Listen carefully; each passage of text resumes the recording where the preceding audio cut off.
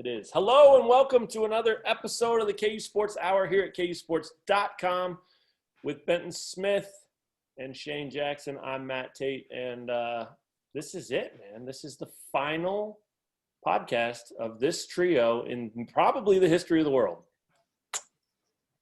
We're not going to do podcasts in the future? Just us three talking? You might be able to talk us into some Lakers podcast or something down the road. I don't want to count on that. I don't want to count on that. So for those who are confused right now, Shane Jackson is leaving us, and as much as we're thrilled to see him go, there's part of us that's sad. As much as we're sad to see him go, there's part of us that's thrilled. That's what I meant. Shane's moving to Vegas, baby. Crazy. For those of you who have been regular listeners and viewers of our podcast over the years, you are not surprised. This man loves a good gamble. So anyway, Shane, if you want to share anything, go for it. If not, we'll jump into KU football and basketball and talk over you one last time. Yeah, I mean, you just said the gist of it anyways. I haven't actually officially passed the background check or the drug test, so I guess theoretically they could decide, hey, no more. But yeah, basically I'm moving to Vegas to write about sports gambling for a casino that's starting a website. So that is essentially what I am doing. And it just kind of like fell into my lap in the last couple of weeks, and I'm very excited. It's kind of like, as you said, in my wheelhouse, but obviously I'm going to, miss everybody here, and I've enjoyed the last 3 years for sure. Great. So you are now the guy to call for all KUsports.com users if they need a hookup on a room or a comp or something, right? I mean, when they're in Vegas, this is it. You're the guy. Yeah.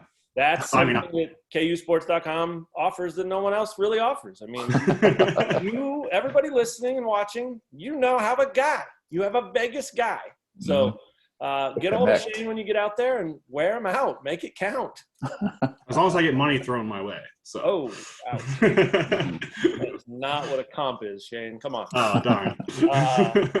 We're super thrilled for you, man. That'll be fun. What an adventure. And it'll be interesting to see when if sports gambling ever arrives in Kansas, and then we can do some collab stuff down the road with you. So don't think we won't hit you up for that if that ever happens. Quick take. Is that ever going to happen? Quick take is that they're like the 49th state to legalize sports gambling, for sure.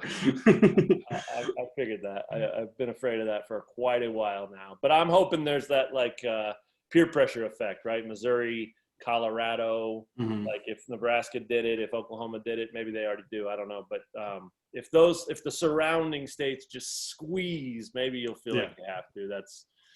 That's the hope here for the Sunflower State from this guy. Speaking of the Sunflower State, let's talk a little KU basketball, KU football. It's continued to be a busy offseason. I think the last time the three of us were together talking here was right after those Buffalo transfers made Benton's weekend very busy by announcing that they are coming to Kansas to play for Lance Leipold. Longer, I guess. They already have, but they're going to continue to play. Again. Right, again.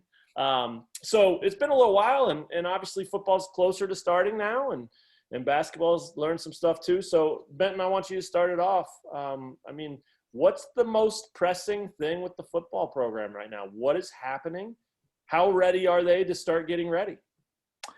Man, this is not your typical summer, obviously. I mean, they aren't. I think a lot of other teams are more ready to start getting ready because other teams have had continuity within their coaching staff, some for years, everybody more than a couple months. So, this whole summer has kind of got to be a catch-up mode for the entire program. It's for the coaches, it's kind of like learning as much as you can about the personnel that you have available for the players. It's learning that new playbook as quickly as possible before camp starts in August, because you only have a few weeks of practice before the season is actually here, and you're trying to implement and do all these things that most teams took care of in the spring, if not even earlier for the teams that have tons of veterans and the coaches have been there for 5 or 6 years or whatever. So it's a really unique situation, and I think that it's good for KU that Lance Leipold and his staff are the ones trying to pull it off, because I mean there's that continuity there. he's worked with Brian Borland as defensive coordinator for 14 years. He's worked with Andy Kotelnicki, the OC, for 9 years now, and that's going to help this process tremendously. It's not an enviable task for anybody, but I think that they are probably doing as good of a job as possible leading up to preseason camp to make sure they can try to hit the ground running. I don't know if that's even possible, but they're going to do the best that they can to make it happen.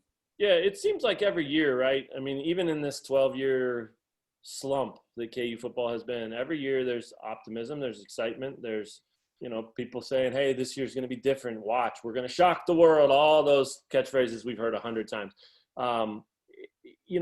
I think these guys still carry that sense with them, right? Like some of the veterans on this team are walking around believing they've got a chance to be a good team. And time will tell. I mean, obviously we don't know if they will or won't. But, I mean, is there anything that you've learned or experienced or kind of seen over the last couple of months that makes you think this will be slightly different, or maybe this will be better? And I know this is an important thing to say, because I'm not talking wins and losses. I'm talking about game 1 to game 2 to game 3. This team will look more like a program that has a foundation. I mean, is that the sense you get, or either of you get, or do you feel like this is truly like starting at ground zero and the build is going to have to take place before we see that kind of thing?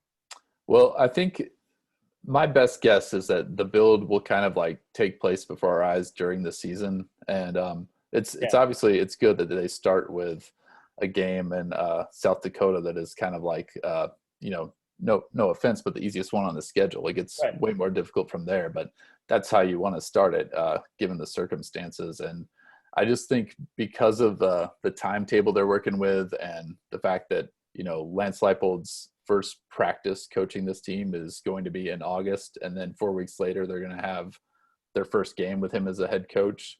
You just have to kind of have expectations that you can't be firing on all cylinders, even for that opener. And I think that's probably a good thing, that the coaches know that, like, there's no quick fixes. They're not trying to like pull any fast ones and skip any steps in this process. They know, like, all right, we're here for the long haul, and to kind of try to find a shortcut is going to do a disservice to what we're trying to accomplish here. So I think they have the right mindset to take on this project. And I think obviously they will never say this, but they have to know that this year is going to be a difficult one. Yeah, that's a good point. Shane, how do you view this thing? I mean, obviously you'll probably continue to pay attention to KU football just because you're a little bit crazy. And he's a degenerate gambler. If there's money to be made, there's money to be made. But, let's start there. I mean, what is the number? 1? Is it truly 1 out there? Is that the over-under that was the – I've heard that a bunch. I haven't actually seen it with my eyes. But it does make sense. And, I mean, how would you bet it? You got to take it. You got to go over, because at least if they win one game, you push. Yeah. Like you can 1.5, I don't think you can, right? You're banking on 1 in the first week, and then you can just hope you get lucky with the second one. So, 1.5 is where you got to debate it, I guess. Right. Or at least you get a push if they supposedly win week 1, right? Right. I think the interesting part to me actually would be about this team is this could be kind of a good case study in a sense. Last year, fans and everybody felt pretty good about the weapons on the offense. And it turned out that didn't matter because the offense line was really bad. And now this year you go in with concerns about the receiving unit. And I think, last year's like their biggest receiving threat coming back.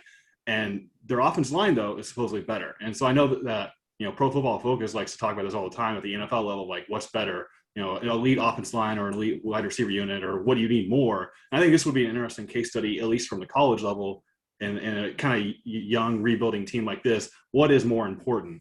And I think you might actually see maybe better offensive results, even though they don't have the weapons, just because their offense line seems to be more confident, because it was just such a low bar last year that even going a little bit up might get you better results, and you might look more formidable, I guess, on offense. Yeah, that's a good point. You know what? I can't wait to see. I really can't. I mean, I don't know if all three of us would agree 100% with this, but I think we would. I think the expectation is that this is going to be a more disciplined, tighter, less mental mistakes and coaching mistakes and bad moments like that than we've seen in a long, long time here. And if that's the case, we've got to say if, because it doesn't, just because they're expecting that doesn't mean that's going to be the case. But if it is the case, I can't wait to see what that means. I mean, does that mean more competitive games? Does that mean more competitive halves? Does that mean more wins? I mean, I don't know if there's any way to gauge that yet. We've got to see it, obviously. But I think for the first time, you can actually look at this thing and believe it, right? Like maybe people believe that with Les Miles year one. And I guess Les Miles had the best year one of anybody in the post-Mangino era, right? The 3 wins and some competitive games they didn't win. And so maybe people believed it, but I think it's a total different animal. I think the expectation that these coaches and this staff and therefore these players are going to be on their P's and Q's and just really tight and mistake-free and not out there beating themselves every time you look. I think that's a fair expectation, and I think it could do a lot. Again, what a lot means, I don't know, but do you guys agree with that? I mean, is that the expectation you're seeing and really having? Yeah, I do think that Leipold and his staff, I think they kind of command respect from the players, and there's going to be new standards, there's going to be new ways of going about everything, and that will definitely have an impact on the type of things you're talking about. Just like no terrible mistakes in game, not like a ton of penalties, kind of, and making improvements in those areas are obviously helpful. But I also just feel like if you're KU football, you're lagging so far behind everybody else right now. Yeah. You've got so much ground to make up. It's that might make for like you're saying, more competitive games during the season. Maybe it's closer at halftime than you're used to seeing, or Sure, right. that type of thing. So even that would have to be considered progress. But I just don't know that you can make up for the disparity in just quality of personnel, continuity, the level of play throughout the rest of the conference. There's just so many gaps that you're going to have to make up, and you can't do it, automatically just by hiring a new coach, even if he is maybe more competent than anybody you've had in a very long time. Yeah, I mean, right. You could play a perfect game and still lose most of them, right? Yeah. I mean, that's well said, and I think that's probably right on. Obviously this is July, 2021. People want to know. People want to know in June. People want to know in May. Who's the quarterback? Who's the quarterback? Who's the quarterback? Benton, I want you to tell us who the quarterback is. Good luck. Shane, I want you to tell us why it's important to know. So Benton, start. And I know you don't know, but where's that at? And, yeah. And also, what do you think? I mean, where's it at? And what do you think might happen? I mean, I know we've got to get in the camp before you can have a truly educated evaluation of that thing. But as of today, what's the status of that? Well, where it's at is I do think, a lot of times we go into camp and we've heard a coach say, oh, we're going to find out at camp who deserves a job. This is truly that situation. Yeah, right. This is the first time any of these coaches have seen these quarterbacks perform when they start practicing in August. So, I mean, that it's the job is going to be won in this preseason camp. I think the obvious contenders are Jalen Daniels, who will be a sophomore, and Jason Bean, the transfer from North Texas. And I think it'll come down to those two. And I think that, Jason Bean is probably a little bit more intriguing just because of his speed. I think Jalen Daniels is probably a better passer. Definitely has a better arm. Right. We've seen how he can kind of throw the deep ball. Definitely needs, to work on his, making his reads and kind of his accuracy. And that's probably one of the knocks on Bean too, is like he's not the most accurate quarterback.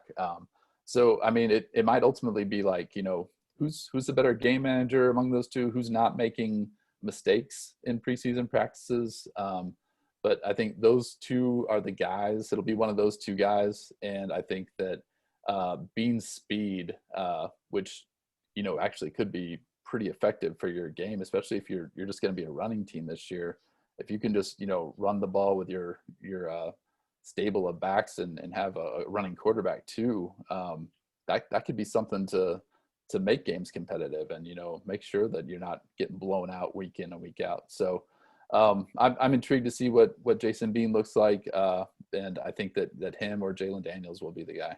Yeah, I like that. And, like Jalen, it has to count for something that he went through what he went through last season. I mean, that was trial by fire. That was give it your best. Good luck, kid. And sometimes you're going to get the bejesus beat out of you. And but, to his credit, he kept getting up. He kept competing. He kept learning. And so it will be really interesting to see how much that year, even though it was a really rough year, how much that year did for him or what it did for him and how much better prepared he is to be in a competition like this. So you didn't mention Kendrick, which I'm sure is okay with most people, but Miles Kendrick is still there too. I mean, is Miles Kendrick just the ultimate safety net, like the guy that's a really good backup because he's smart, because he's a good leader, because he's tough, but tough to see him crack in that top group? I mean, is that why you didn't mention him, I guess? I think so. I mean, I think he's an awesome team guy. I think he's been great, around the team especially since Lance Leipold and his staff got here. I think they think highly of him. But I do think ultimately he's kind of that, insurance policy, that type of guy. Now that being said, he could easily come out and have the camp of his life and end up winning the job. It's just my opinion that I think he's more likely to be in a backup role, just based on what we've seen from him since he's been at KU. Right. Kind of the potential of Bean and Daniels. Yeah, that's probably spot on. Shane, how important is it to find this thing out? I mean, let's talk about Leipold, right? Brand new head coach, brand new offensive coordinator, and if they have to go to August 15th or August 25th without knowing who their starting quarterback is, how difficult will that be? I mean, I know you can't rush this thing. You got to pick the right guy and you got to let it be a competition, but I have to think that those two, Leipold and Kolomnicki, they've got to want to know yesterday, right? Mm-hmm. I mean, that just has to make everything easier, doesn't it? As soon as you can find out, everything else can start moving forward. Yeah, because I feel like we maybe have said something like this every year, at least the 3 years I've been here, but that, picking a quarterback before the season starts is best case scenario. Establish that he's the guy, give him a lot of confidence and all that. But given the circumstances, I mean, Leipold not being around here until after spring ball completed, everybody not really getting an in-person look, and just everything being in flux at this point in the summer, it just feels like there's a lot of chaos going into the year, even though it is, I mean, ideally a rebuilding year. It feels like just having some sort of just constant, hey, we know this is our guy. This is our starting quarterback at the most important position as early as possible would be best case scenario to ease that transition. Now, it may not result in, winning 2 or 3 games, but it will just help maybe the offense hit its potential for this year and maybe earlier in the season. So I think just having that before the season starts could do wonders to just both, Leipold and this offense. Yeah, I mean, how cool would it be if KU has a staff all of a sudden that says, to hell with it, we're just going to pick one. We're going to pick one and go, and we're not going to, give non-updates for 4 weeks or 5 weeks. And, I really am not trying to dog anybody. I know it's not an easy decision, and I know sometimes separation doesn't happen in those types of battles or any battle. But it would be cool if I think fans would really appreciate and feel even more like, oh, this might be different. If they were able to August 5th, well, that's too early probably, but maybe the mid-August point, like the second week of August or whatever, if they'd come out and say, this is our guy. And then I think fans would be like, oh my gosh, we haven't really heard this in a while. And that would just perpetuate the idea that this is going to be different. And then you have to go show it. And then it has to be different for it to matter. But it would be pretty darn cool if that's part of this equation here. And who knows? We're still learning a lot about all these guys. I mean, maybe Lance Leipold is wired that way. Maybe he's not. But we'll find out soon enough. Ben, before we move on to talking some hoops, is there any other thing that, I mean, obviously the quarterback's always really popular, but is there another area or element or position or topic surrounding the program right now, football that is, that makes you say this is kind of the second most important thing, or the second biggest thing to watch, or anything like that? Yeah, I mean, I guess maybe the number two thing to watch is just like, how do you replace Marcus Harris, Dejon Terry, and Karan Prunty off of that defense? There you go. Those were three guys that were going to be studs. I thought those were three of the most important players in the program coming off of the spring, and they all left via the transfer portal for their own reasons. And I mean, to me, finding a way to match the production those guys would have given you might be darn near impossible. So what can you kind of do to kind of I don't know, what's your patchwork response to that? And it definitely creates a lot of opportunities for guys on the defensive line, and some of those have kind of been addressed via the transfer portal coming back the other way, right? Because they're Coach Leipold and his staff were able to bring in guys that can potentially play on the defensive line, and then they found a graduate transfer in Webb from Missouri State who can come in and probably man one of those cornerback spots. But are those what are those guys going to look like in a KU uniform? How good can they be? That's pretty interesting to me, just because after the 2020 season, I thought, like, man, that's a bright future you got on the defense with those three guys in particular. And obviously you still have Kenny Logan, who's kind of in that same group as far as important guys that were young and up and coming, but they lost some good ones, and I think that's just going to make what lies ahead all that more challenging. Yeah, well said. I also think that something that needs to be remembered here is that, look, like, because of Leipold and the staff and the continuity and their philosophy and what it appears they're about and what they plan to build here, you feel like KU in its latest rebuilding effort is in better shape than it's been in any of the others, right? But there's a small thing to remember, and that's that this actually might be the hardest one, because you get any momentum, which Marcus Harris, Karan Prunty, Dejon Terry, like you just mentioned, that was momentum. I mean, those are future studs, stars, all Big 12 caliber type players. You could lose them at any time. I mean, the transfer portal is a very real thing. The immediate eligibility is a very real thing. And, I would imagine that Leipold's been successful building in the past, but he could certainly be successful building again here, but it's going to be harder than anything he's probably ever done, because you could build it and you could lose some of it along the way too. And I know that's the case with everywhere, but not everywhere is in such desperate need of a build and building something of substance. So, that's sort of, I guess that would be the pessimist view, or the doomsday thing. Like, they could really have a competitive year and put some good efforts out there and develop some players and feel really good coming into 2022. And guys could check out and say, I'm going this way or I'm going that way. None of that is known, obviously, but that's something that's worth remembering, because this is already hard enough, and that just makes it harder. Yeah, I do think it was I think it was just unique, the timing of hiring a new coach after spring. Sure.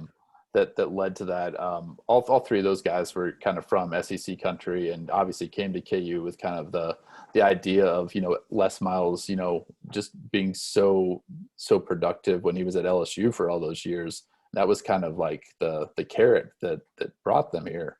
And I mean, ultimately they decided, this isn't for me. I'd rather play in the SEC.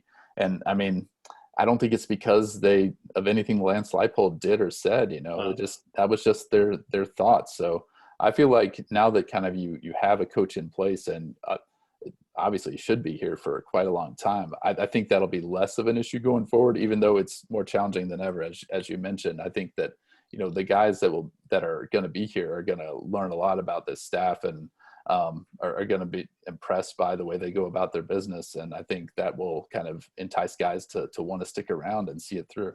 Yeah. I think that could very well happen. And, you're already seeing signs of it. I mean, it's been a very short time, but there's a bond there already. I mean, these guys really seem to like Leipold. The connection, the vibe, the personalities meshing. It seems like it's there, and it's happened pretty naturally already. I was able, when you were in Dallas covering Big 12 Media Days that KU didn't make it to, and I was back here, I was able to go up and check out Kenny Logan and Kwame Lassiter remotely, and just Leipold came into the room for a quick minute while I was there, and just watching those guys interact with him was, I mean, it was one day, one moment during one day. So you can't make that the end all be all of blanket statements and all that, but just those are a couple of leaders and a couple of veterans, and you could really see a very natural bond between player and coach in that room right there. And so I do think that honestly, more than anything anybody said or any quotes they've given or any things that look a certain way on paper, I mean, just seeing that for a quick minute was one of the more telling signs for me this offseason. I was really impressed by that, and it made me think that they may have something here. These dudes like this dude, and this dude gets these dudes. You get that? You follow that? I'm following. Yeah. Good. Well, yeah, it'll fire up here pretty soon, real soon. First part of August probably they'll head to camp, and like you said, they'll have 4 weeks to get ready for a game. For better or worse, that's the time, and that's what you get. And go make the most of it. So we'll be out there covering it. It'll be a lot of fun to track that and see where it goes. On the flip side of it, basketball is in a very different position too, but a much more favorable position right now. 10 newcomers this offseason, and we now know that the roster is full and set because Jalen Wilson, Ochai Agbaji, and yes, Remy Martin have all decided to stay in school. They love learning, and they want to play another year of college basketball, which is great news for Kansas, great news for Kansas fans. And I just am curious what your guys' quick take, on that is. Before we get out of here, we got about 10 minutes left. So first thought, when you heard all three of those guys were coming back, Shane, let's let you talk a little here. Well, my first thought was Vegas related, and I instantly checked to see the national title odds, and they had been cut in half in just like a day. So it was pretty great. That was pretty interesting to see. But yeah, this team is loaded, and that was an example of that. Just them going from maybe just because they're Kansas, they could contend for a title to, oh yeah, they are one of the 4 or 5 best teams in college basketball. Yeah, good point, Benton. I was kind of like shocked about that, I guess. I mean, not particularly the odds or whatever, but I mean, people were going nuts, and I mean, I guess it's because it's so much better than the alternative, which was none of those guys coming back, which Sure. You're you still have a good, seems like you have some good players in place regardless of what happens. But I don't know. I mean, when I think back about last year's KU team, like it was a good team. Like it wasn't a great team by any means. They weren't like within a split second or a missed shot of making some national championship run or anything. So I mean, it's good that they have that continuity, I think, for sure. And getting Ochai back, I think will be huge for their perimeter defense, and especially could help their shooting too. I just don't know that there's. But beyond the guys that actually played last year, I mean, I know there's like some intrigue and stuff, but a lot of those guys aren't proven. I mean, Remy Martin is, but I feel like other than that core group, Christian Brown, Ochai Agbaji, David McCormick, Jalen Wilson, and Remy Martin, I think those are your guys, and that's a great 5 to have. But I think a lot of those other guys probably have a lot to prove, right? Yeah, I mean, I was going to say that about the whole team, really, because David McCormick, he had a slow start last year, and even though he straightened it out and finished it, there's still some people wondering what he's about. Who is he? And is he the guy that started last year, or the guy that finished last year and earned second team All Big 12? So he's got something to prove. Ochai, obviously, coming back, really close to leaving, coming back, wants to prove he's an NBA guy. Jalen Wilson, same thing. I want to prove I'm an NBA guy. Remy Martin, same thing. I want to prove I'm more than just a scorer and a chucker like I was at Arizona State. I want to prove I'm a winner. And so on down the line. Christian Brown, a guy that people have been writing off all offseason, and not in a negative way, but just like, oh, he won't start. He's got something to prove now. The transfers, one's from D2. What does he have to prove? A ton. The Drake, Joseph Youssefu, I mean, he's got a lot to prove. Can he play at this level? I mean, it's just on and on and on down the line. And then there's 4 freshmen that freshmen always have something to prove. So I think you're looking at a top 3 preseason team. You're looking at a Hall of Fame coach, and you're looking at a loaded roster with depth and talent. But none of that is going to rise above these guys feeling like they have a chip on their shoulder. And at Kansas, you don't get teams with a chip on their shoulder very often. But I think collectively, these guys all have it. I think individually, these guys all have it. And I think that when you can picture Bill Self tapping into that and pushing those buttons and calling these guys out. I thought you want to be a pro. That's terrible. Do it again. This kind of thing in practice. I mean, man, the potential for this team is off the freaking charts. Who are you guys most excited about seeing? Whether it's a returner or a newcomer. For me, it's Remy Martin, just because you kind of because you're not an idiot. I mean, I'm not watching a ton of Pac-12 basketball, but he's a guy that you obviously always have been hearing about for the past 2 years, just because of his production. And for him to come into a national powerhouse program and kind of find a way to mesh with everybody, but also kind of bring that productivity and that offensive explosion should be really interesting to see how he kind of finds his spot within a Bill Self team. And so I just think, like, when you can bring in a veteran like that, I mean, obviously it's an easy solution for Self when he was like, he didn't have to think very hard about, hey, do I want Remy Martin to be on the roster? Yeah, I think you do. So yeah, so I'm really intrigued just to see what that looks like. Yeah, I like it. Shane, you might have said Remy. So how about of the returners? Who are you most looking forward to seeing? I was tempted just to echo Benton and for the last podcast's sake. But that's what you did. What you did your whole career here. You're right.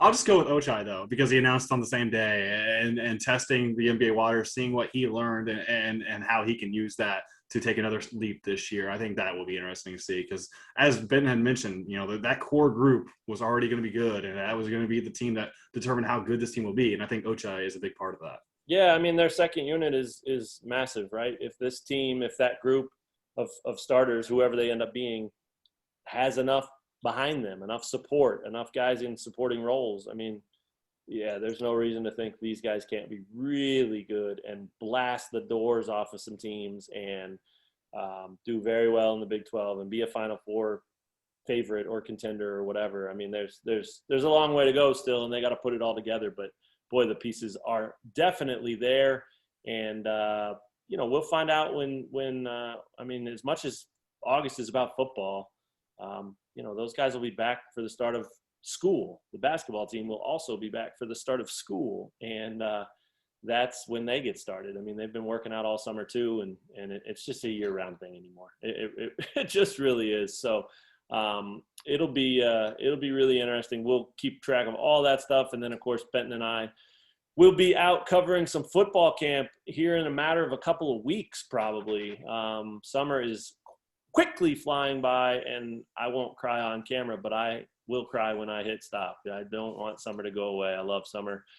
So we'll be out at camp soon. Meanwhile, Shane will be living 10 minutes from the Las Vegas Strip, literally most days just trying to survive is how I'm picturing it. I mean, this guy is he is Shane Vegas for a reason. He is our resident gambler for a reason. He is a hot mess for a reason. And now he's finally going to be where all resident gamblers, hot messes, call the Mecca. So Shane, we got 3 minutes. I want you to send us off however you want to send us off. I was going to give you like 6 minutes, a little monologue there. I don't need it. But you didn't need that. That's not you. So I want you to say your farewell piece, whether it's about basketball, whether it's about football, whether it's about Benton. I don't care what it is, but I'll shut up and get out of your way, and then I'll sign us off when you're done. So talk till your heart's content. Well, this is definitely the longest I've ever worked anywhere. So I truly did enjoy working here. And I think in this position, it was kind of tricky sometimes to balance, the high school and college schedule. But I thought it was a lot of fun. It kept me busy. And I thought it was enjoyable to tell people stories and also have the freedom to maybe do some analysis and focus on film or Vegas or whatever it is with the KU stuff. So I ended up enjoying what I was able to do in my time here, and I'm thankful that I was given kind of the leeway to do that. And you guys made it really easy. Working with you guys is the best, and And thanks for not firing me. So appreciate it.